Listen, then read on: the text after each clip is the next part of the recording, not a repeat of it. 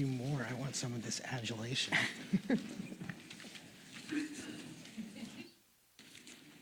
Good morning. I can hear a pin drop. Wow. Good morning, everyone. How are you today? It's a beautiful day, and what a wonderful opportunity we have. I'm Anthony Crowell. I'm the Dean and President of New York Law School, and I'm also the Faculty Director of our Center for New York City and State Law. I'm so excited to welcome all of you to our school and to this inaugural Constitution and Citizenship Day Summit, which is a special collaboration between New York Law School, the U.S. Court of Appeals for the Second Circuit's Honorable Robert A. Katzman Justice for All Courts and the Community Initiative, and our own Center for New York City and State Law. We're so honored to convene this summit at a moment when renewing our commitment to civics education is essential to the strength of our democracy. And it is my profound privilege to welcome U.S. Supreme Court Justice Sonia Sotomayor. She is a guardian of the Constitution and a voice that speaks to the lives of all Americans. Justice Sotomayor was born in the Bronx. She earned a BA from Princeton University, graduating summa cum laude from the university, and she was a member of Phi Beta Kappa and received the Pine Prize, the highest academic honor Princeton awards to an undergraduate. She then went on to earn a JD from Yale Law School, where she served as an editor of the Yale Law Journal. She then went to serve as an assistant district attorney in the New York County District Attorney's Office, just a few blocks from here, from 1979 to 1984. And then she litigated international commercial matters in New York City at Pavia and Harcourt, where she served as an associate and then partner from 1984 to 1992. In 1991, President George H.W. Bush nominated her to the U.S. District Court for the Southern District, and she served in that role from 1992 to 1998. She then was nominated by President Bill Clinton to the U.S. Court of Appeals for the Second Circuit, where she served from 1998 to 2009, when President Barack Obama nominated her as an Associate Justice of the Supreme Court. We could have no better person than Justice Sotomayor to join us to celebrate Constitution and Citizenship Day. And as we begin, I want to pause to honor the extraordinary legacy of the late Chief Judge Robert A. Katzman of the Second Circuit. Chief Judge Katzman was a dear friend of Justice Sotomayor and a dear friend and mentor to many of us here today, including myself. He was not only a brilliant jurist, but also one of the nation's foremost champions of civics and citizenship education. He believed that the rule of law is only as strong as the public's understanding of it. And he showed us that civic education is not an ancillary activity of the courts, rather it is central to their mission. His work endures in the many students, teachers, and individuals who have been inspired to see themselves as participants in our democracy. And this morning's conversation is about the role of civics education in teaching about the rule of law and democratic institutions. It is meant to inform concrete work right here in New York, across every level of government and within our communities, and to help build models that can be replicated around the country as well. I'm delighted to introduce three distinguished jurists joining the Justice this morning in our conversation. First, the co-chairs of the Justice for All Courts and Community Initiatives and this summit, Judge Joseph Bianco of the U.S. Court of Appeals for the Second Circuit, and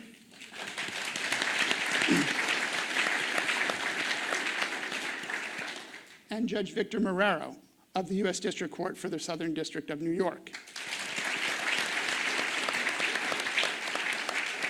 Let me say that Judge Bianco's and Judge Marrero's leadership have been incredibly inspiring, thoughtful, and supportive. I am incredibly grateful to you both. And finally, let me welcome Judge Anthony Cannataro, Associate Judge of the New York State Court of Appeals. He is a proud New York Law School alumnus and a distinguished adjunct professor who teaches state constitutional law here. He is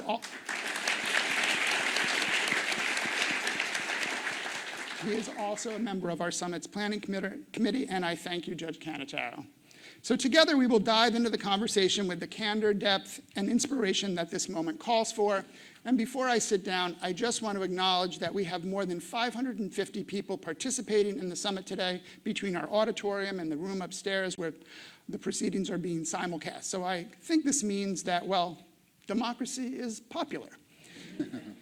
So now it is my honor to moderate this conversation.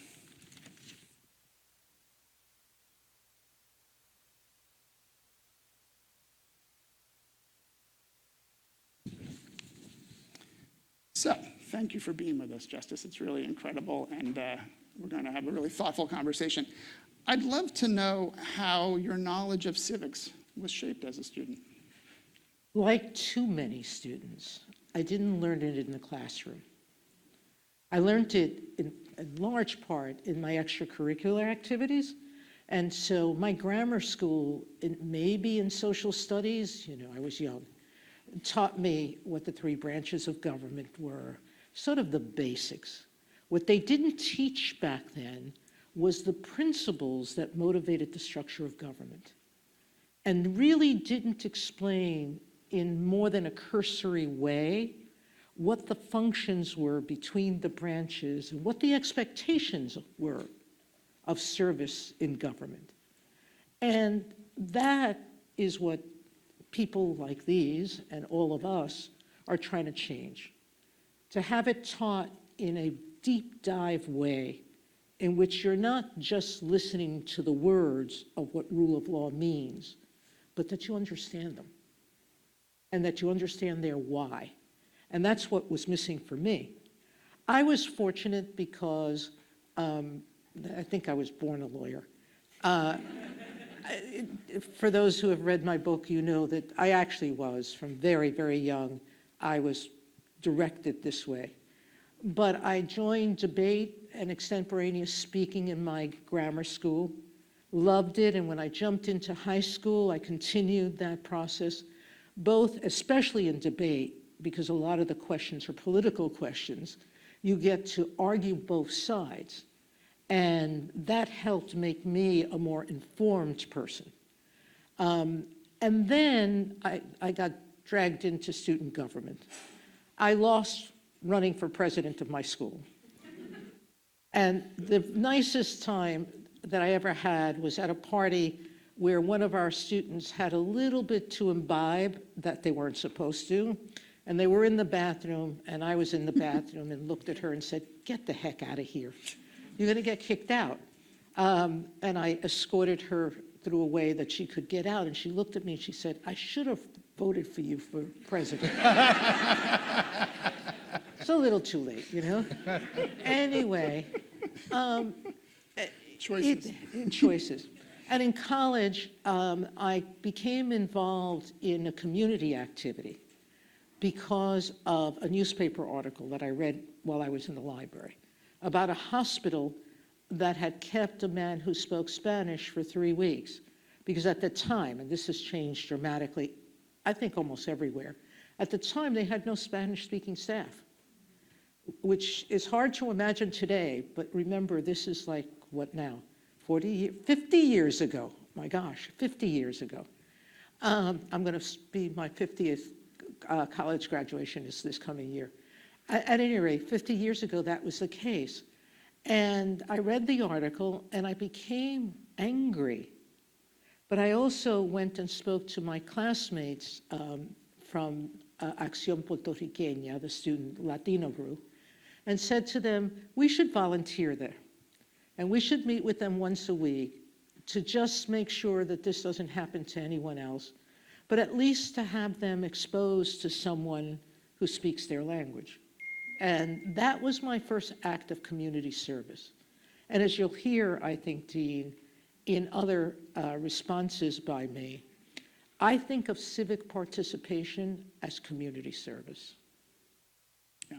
And that, I think, was born from that. Now I'm a member of the board of the iCivics.org organization, started by my sister, Sandra Day O'Connor. And for everyone in this room and in the overflow room, by the way, if the overflow room doesn't run when I leave, I'll go over and greet all of you, okay? At any rate, not you, you're here. Okay.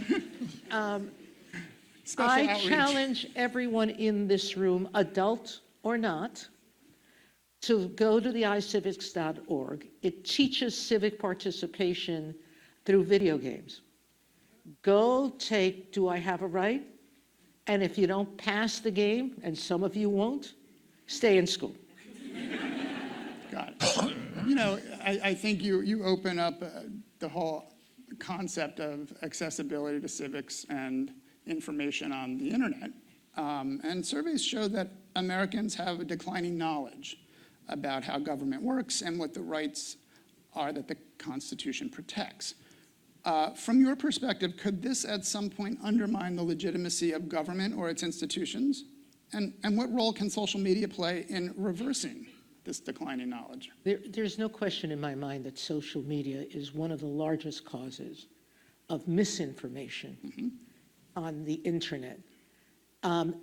Everyone has a responsibility to become media literate.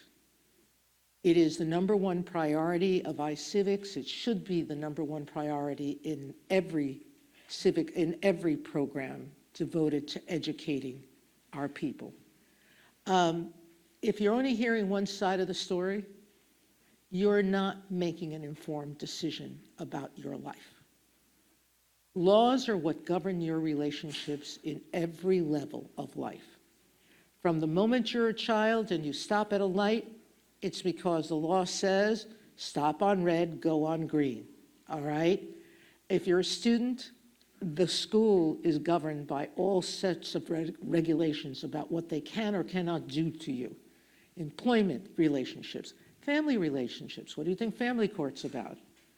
So if you are permitting or asking for laws to be changed without fully understanding the consequences of that choice, the other side, and what the cost is, then we're going to live in a world where people are going to have laws run over them because they're not looking at oncoming traffic. And to me, that's not a sensible way to live your life.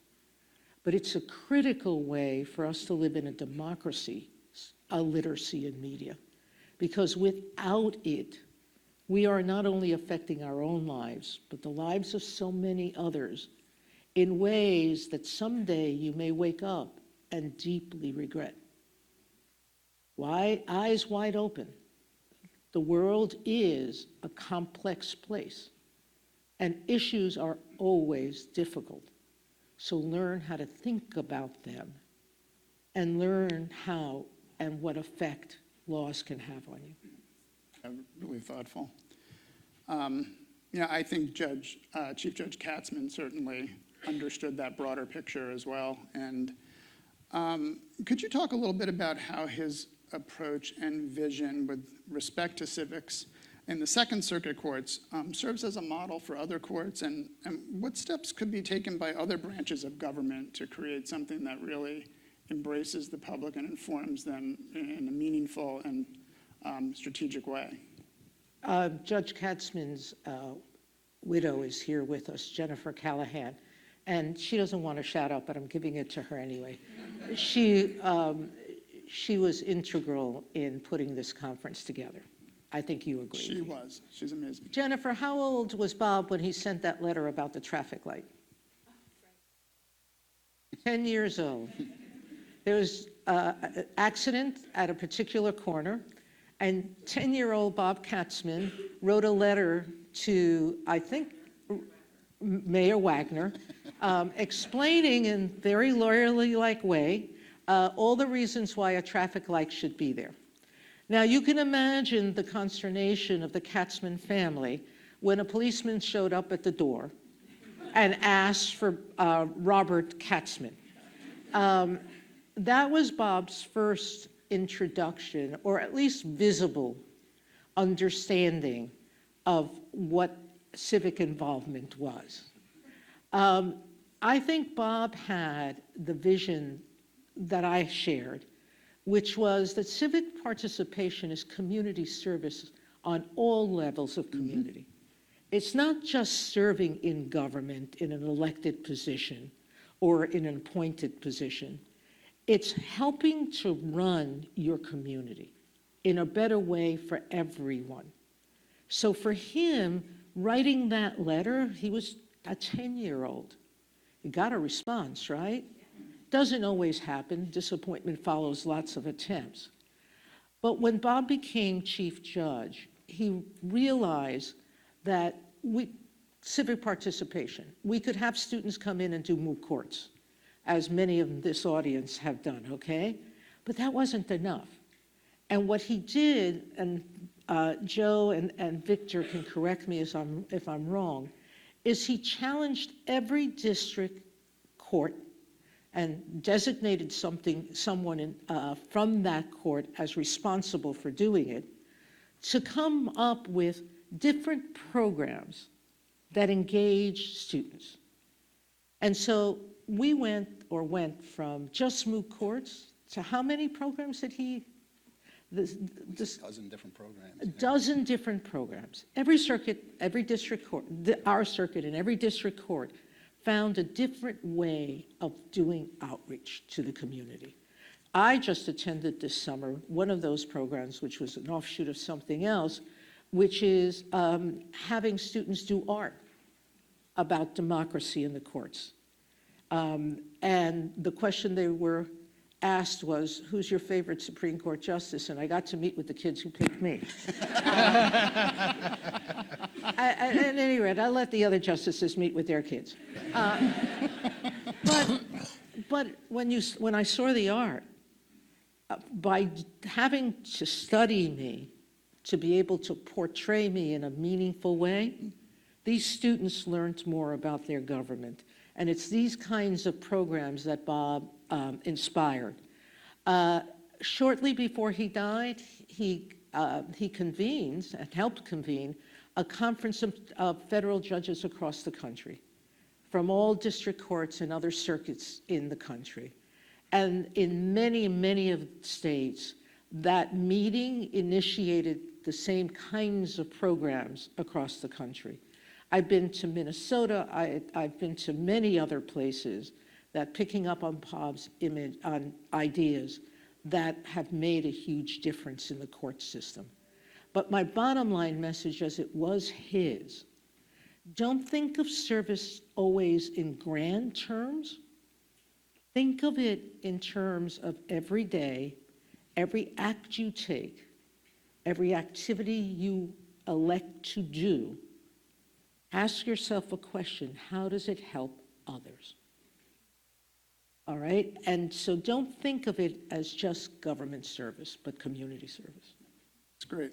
I'd like to talk a little bit about civics education reforms in state and local governments and community-based organizations. So, and we'll open up the conversation to all of you. But Justice Sotomayor, as civics education evolves, how might we balance teaching the mechanics of government with encouraging critical thinking about issues like justice, equality, and the rule of law? And I speak a lot about this. How do we reach adults who may have gaps in knowledge? It's, we talk a lot about children, and it's important. It builds the foundation, but if they don't have that environment at home that nurtures what they're learning in school, that's a problem. And certainly, adults make choices that not only affect themselves, but affect their families. So that kind of education is important. What are your thoughts on that? I believe children can teach their parents. And I think that that's the one thing that schools fail to do regularly. When I've spoken to bilingual parents, I tell them, go do the lessons your children are doing to learn English with their parents. Ask your child to practice with them. I think the same thing holds true for schools encouraging children to engage their parents in conversations about these issues. Now, you ask, how do you balance critical thinking with structural information? I think they go hand in hand.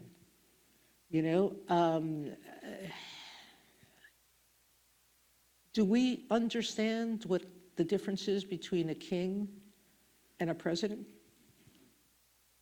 All right? And I think if people understood these things from the beginning, they would be more informed as to what would be important in a democracy in terms of what people can or should not do. But you can't make or criticize until you understand the reasoning behind the structure. True. And so for me, it's my hope that schools will do more of that, as I started the conversation with, teaching about the why, but also encouraging children to draw their parents in. I'm also a very big proponent of adult education classes, and so you're talking to the wrong person, because I would put more responsibility on schools. Judge Bianco, some thoughts? Judge Marrero? Yes. Thank you, Dean, for letting me be part of this discussion. Thank you, Justice Sotomayor, for being here. And Judge Marrero and I know there is no bigger supporter of civics for the Second Circuit programs than Justice Sotomayor. Despite her busy schedule, she's always there for us, and it makes all the difference. Nobody can inspire students the way Justice Sotomayor can, so thank you. The mechanics with respect to civics, like Justice Sotomayor, I don't remember much from grammar school. I was in Brooklyn playing stickball. But I agree, to the extent that we learned the branches of government, separations of power, but not rule of law, due process, equality. Those concepts really weren't highlighted. And what happens now is, as Justice Sotomayor pointed out, through social media, the kids learn civics in that way in school, and then social media and the internet and all kinds of forces shape their perception of those things in a negative way. I do hundreds of field trips over the years, and I get letters from fifth graders along these lines. Dear Judge Bianco, thanks for the field trip. I thought you were going to be mean, old, and yell at us, but I was wrong. And I'm like, this is a fifth grader, and this is the bar that I'm trying, a very low bar for what they think of their judges, but they've already formed these perceptions through these various forces that are out there. And all of us have this opportunity, a unique opportunity, to dispel those perceptions, to reshape what are the principles that are important to our country, and they come alive. We can make those come alive through the courts, and that's what our programming is all about. We bring in speakers. If you want to know about due process, we have Deirdre Von Dornum, the Chief of Federal Defenders, who's representing Mr. Sarnev in the Boston bombing case, trying to get his death penalty overturned. Professor Burkholder spoke about Miranda to the camp, made that come alive. We have all these people who like Judge Katzman, who breathe these principles, they live these principles, they serve these principles, and that's when the students really see these principles come alive. We have them observe the naturalization ceremony. Yes. They'll never forget that. We have them observe the Second Circuit. Sometimes it's boring, as Justice Sotomayor knows. Depends on the day. It could be an insurance case, but they're watching, they're watching the courts in action, and there's no replacing those unique moments that courts provide. And then the last thing we do is many of our programs, not just the moot courts, but our camps, our after-school programs, try to give them some advocacy skills so they can be confident and stand up in a civilized way and be a voice for the voiceless. So all the programs are designed really to supplement, enhance what they're learning in the schools. Great. Judge Marrero, some thoughts? Yes. Bob Katzman didn't believe and push for civic education in the abstract. He had a vision, and in his vision there was a relationship between civic education and the rule of law and judicial independence and democracy, bottom line. And so as he structured the program, he had in mind that it wasn't just pushing the idea of civic education, but it's really preserving our Constitution and the rule of law and democracy. Judge Canataro, some thoughts? So I will say, I think that we in the state courts have a unique ability or a unique opportunity to deliver this message that we've heard so eloquently articulated by my other three co-panelists. Only because the New York State courts are in every city, town, and village in the state, and in terms of sheer numerosity, the numbers of cases and people who come into our courthouses are orders of magnitude larger than the business that the federal courts get. So we do have a great opportunity to reach these people. Unfortunately, we might not have had our Chief Judge Katzman yet, who's made this a real priority, but this is what I hope we're here to do today. I share the sentiment that's been expressed repeatedly, that this is one of the core values of American citizenship. It is simply not enough. It's great if you go to school and you learn that there are 3 branches of government and that the legislature makes the laws and the executive enforces the laws and the judiciary interprets the laws. That you're probably ahead of a huge proportion of the American population just in knowing that. But true civics participation really requires a lot more than that. It's a daily exercise to take the time to learn how our government works, why it works the way it does. And that duality that Justice Sotomayor was talking to, it's not enough to have a point of view and seek confirmation for your point of view. You really need to understand the totality of the argument, the pros and the cons, and make an informed decision about not what would be best for yourself, because again, Justice Sotomayor already said this, it's how does this help my community? How does this help others? That is the highest, I think, articulation of what civic responsibility is. Dean, there was one recent study, not so recent now, a few years back, that polled young people. 30% of them said they didn't believe in democracy. What's left? Yeah. So speaking to those children, you know, as we said, we often think of civics education that's something that happens in the K-12 classrooms, but those classrooms largely fall under state and local control. So how might federalism both help but also complicate the effort to create a more robust and consistent civics curriculum across the nation?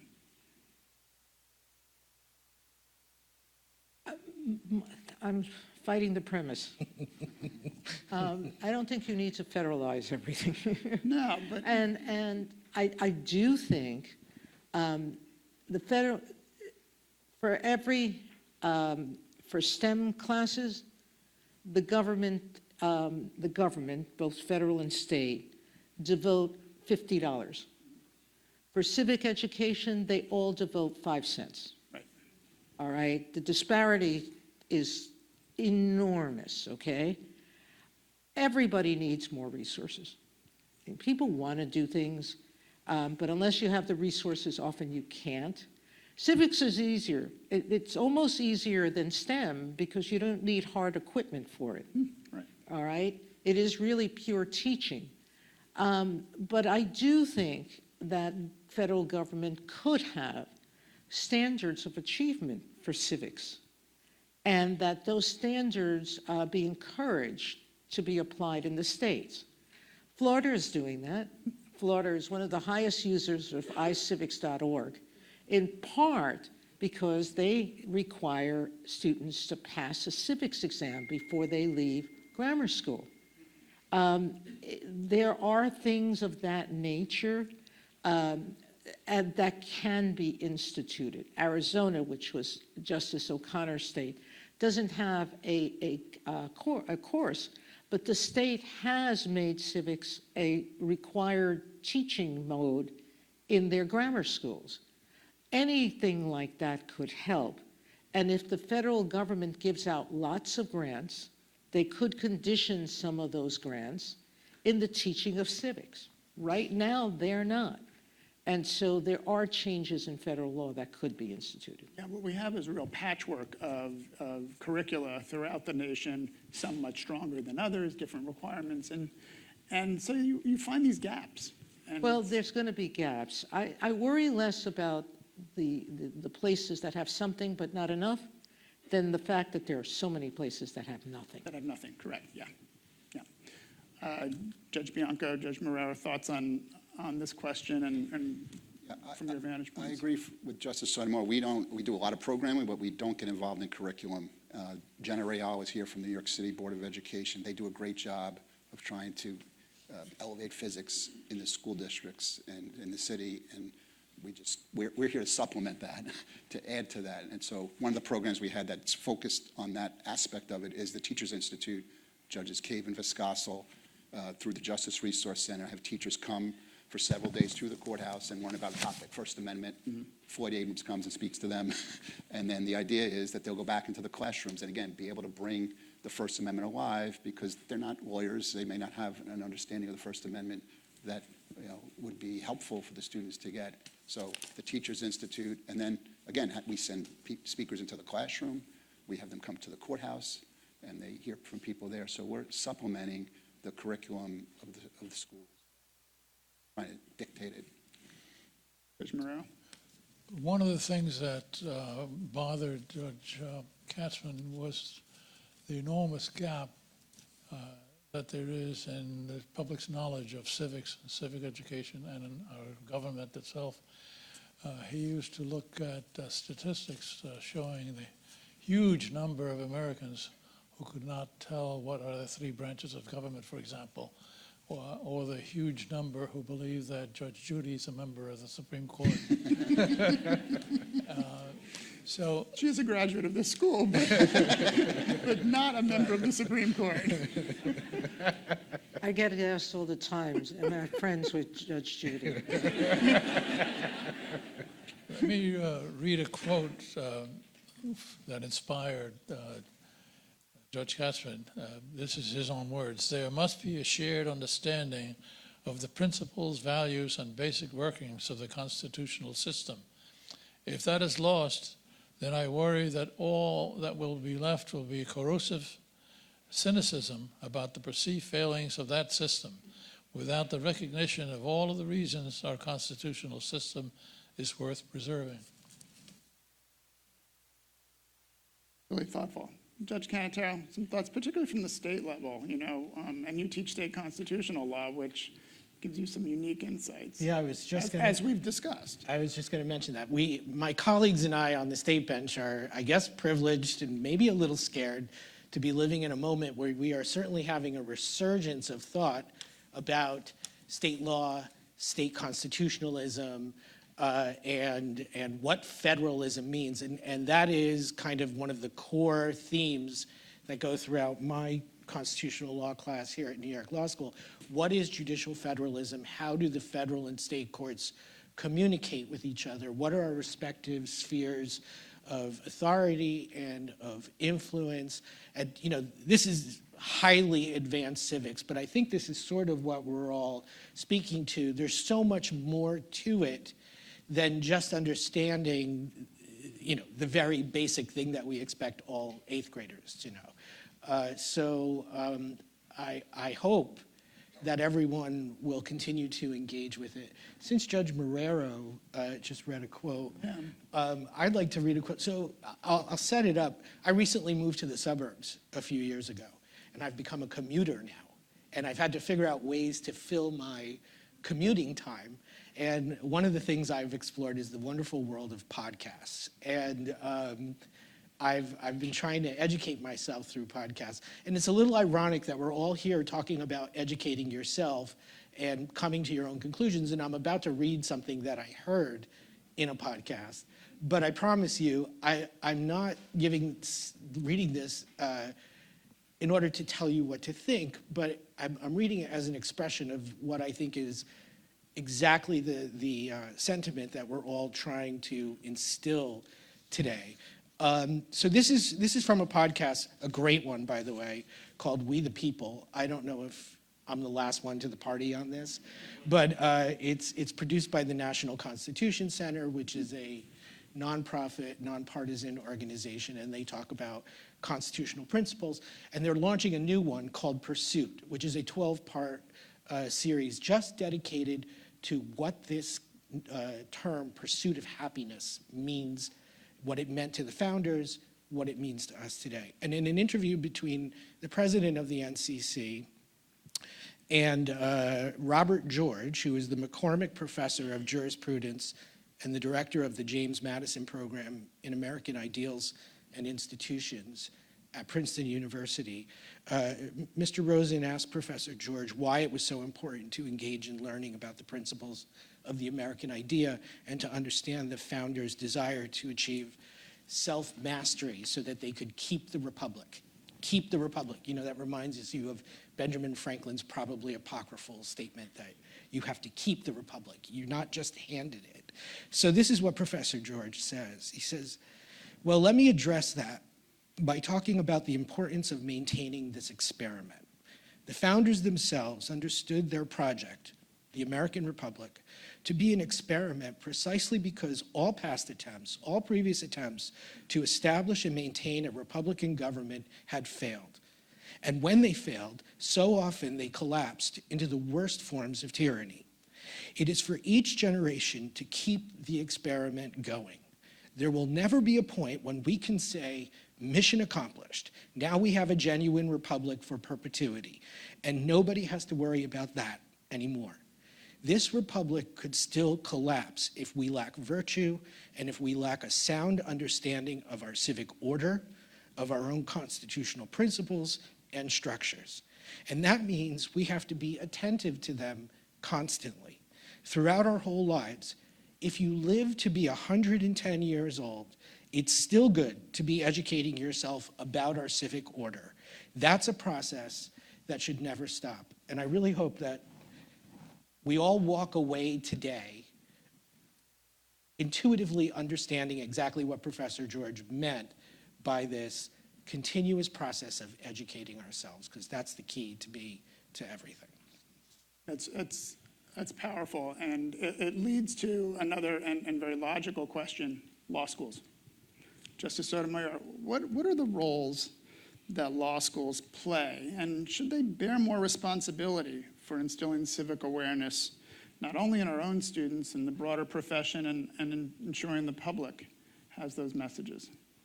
Sure. There's 200 of us. I know.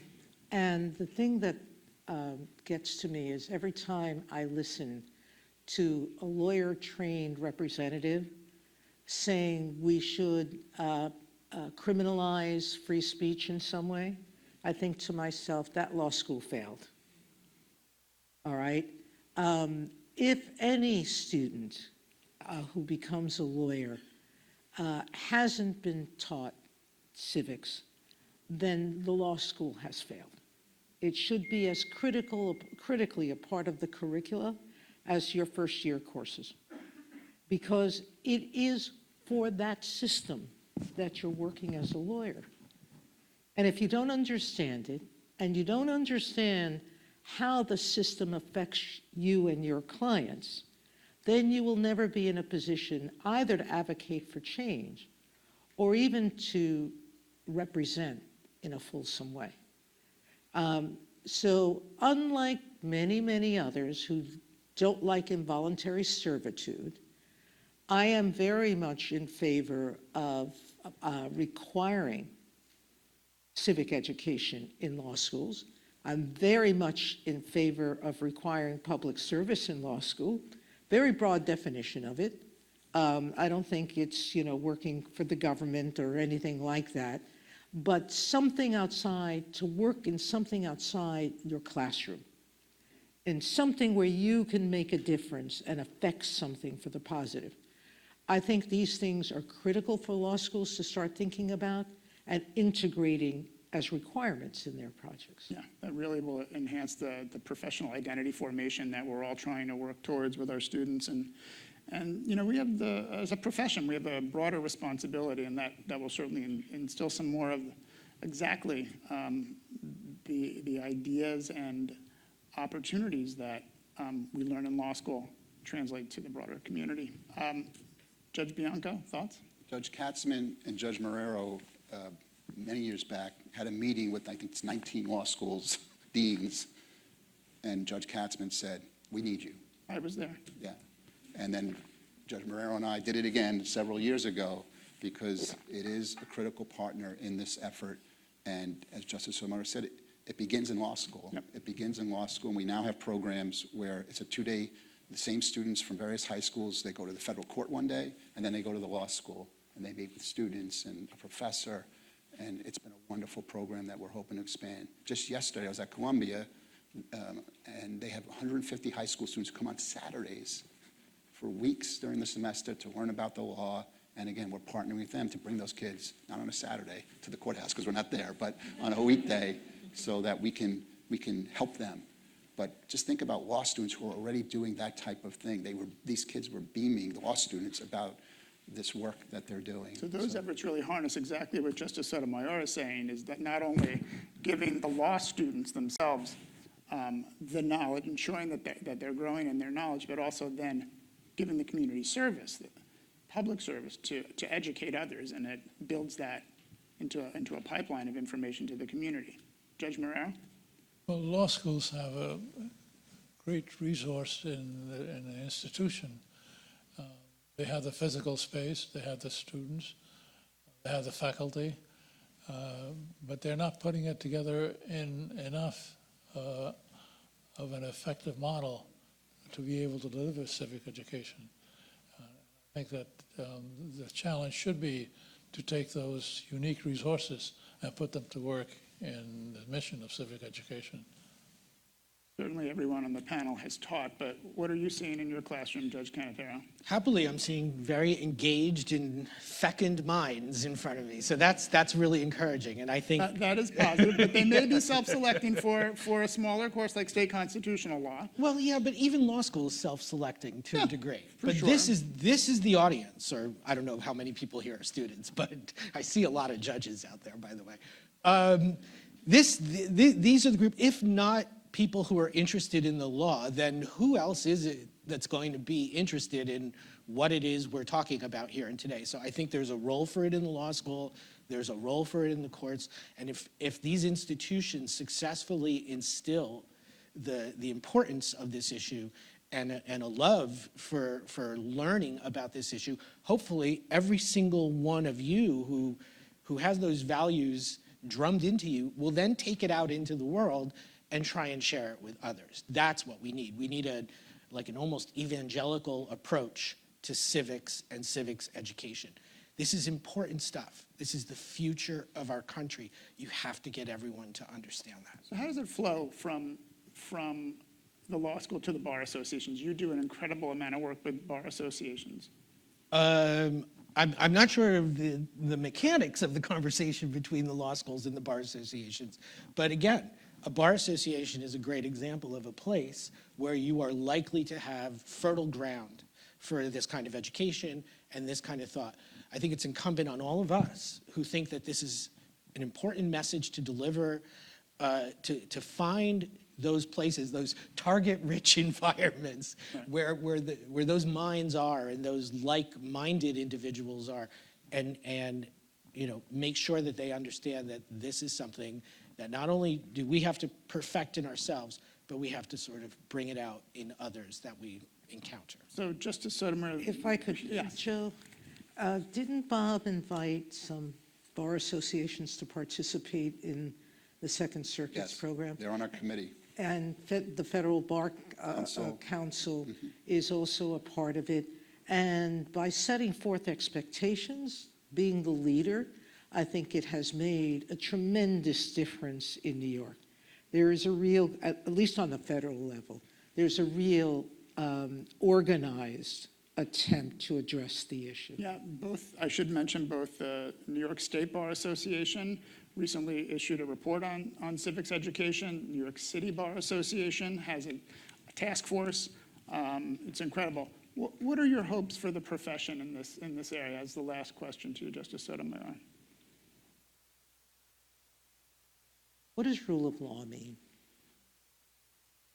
If you look at the dictionary, it tells you that it's a society in which its leaders are constrained by rules that they follow. Very antiseptic definition, okay?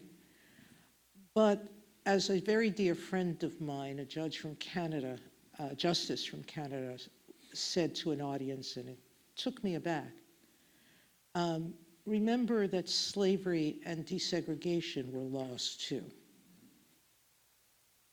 The assumption that all laws are good is not necessarily a starting proposition.